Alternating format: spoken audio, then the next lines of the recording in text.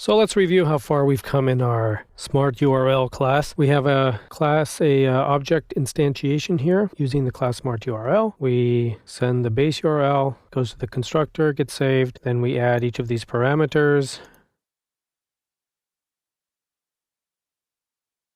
They're added here with a key and value, and then we render, and it renders out the URL with the correct parameters as we see here.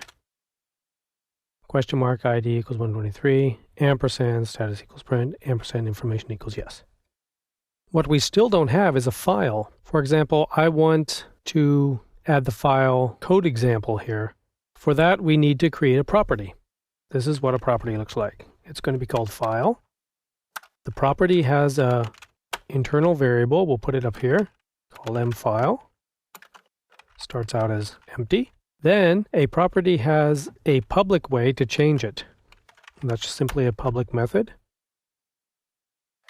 Set file value. So when we set the file, we send a value, and we simply save the internal variable called file with the value. Now, a property also has a public way to get the internal variable, and that's simply called getFile, and we simply return the internal. So we can now set it. Smart URL set file code example .php. So, did that change anything? No. It simply saved the text code example.php to the internal variable called mfile. The goal is, however, to add that file when we render it. So when we're rendering, we will get the file as well, equals mfile. And now when we add the base URL, we want to say if trim file does not equal empty, so if there is something in file, then add the base URL in the file, of course, if there's a file. However, if it is empty, then simply the base URL will do. So now if we look at our output, we have http www.tango.info/codeexample.php and all of our parameters. If we, however, leave out the file, then that slash won't be in there appropriately, and that's how we want it. So this is the point in object-oriented programming where building a class actually starts paying for itself, because if you've noticed, we've done a lot of programming basically to do something that we could have done maybe in a couple lines. But because we have done it in this structured way, we can now add new functionality very quickly. For example, we have one public rendering method called render, and it simply renders out the URL. What if we want to render a link? Let's make that. Let's go down here, make a new public method, and we'll call it render link. So in order to make our hyperlink, we make a little variable block here again, and we say the URL is this object render, and that gets what we've been getting out the whole time, namely this. And now we're going to turn that into a hyperlink. Build the link. So href what? Simply the URL. We need to close it in double quotes here to be XHTML compliant. Now, what do we need for the text? Well, we'll just use the URL again. No problem.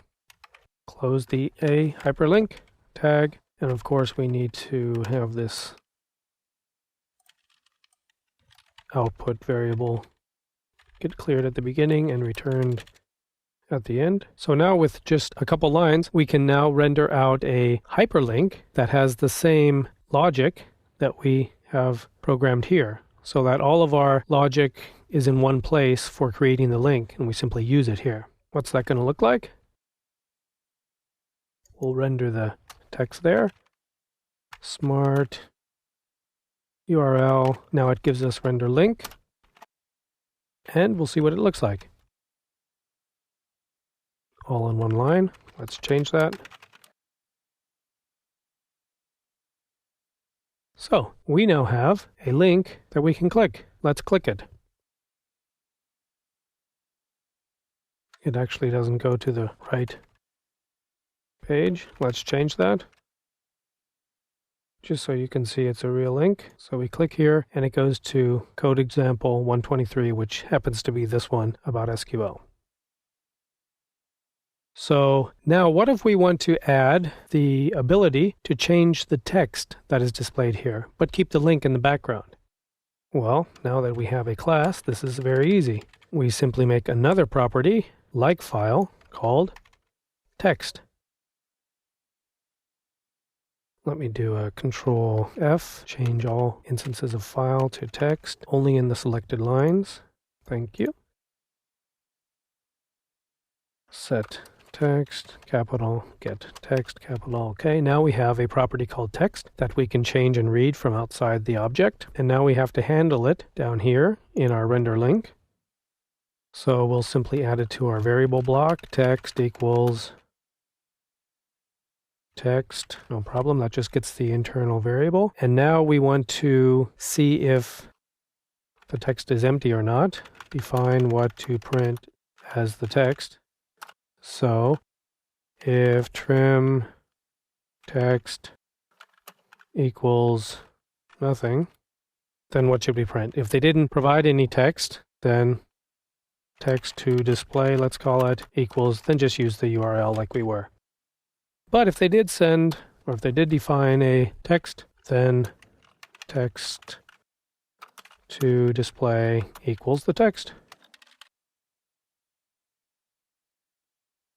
Then we just need to change this here. And how did that change our output? Let's see. Not at all, because we didn't add a text. So now we can add a text. We can do this anywhere, which is very flexible. Let's do it up here right after we instantiate the object. So now we have a set text. Click here for an SQL code example, for instance. Now that we set the text, it changes the output of render link like this, but under it is still the URL. So in this film, we learned how to add properties, which enables you to change internal information, change private variables inside the object, which then change the way the object is rendered.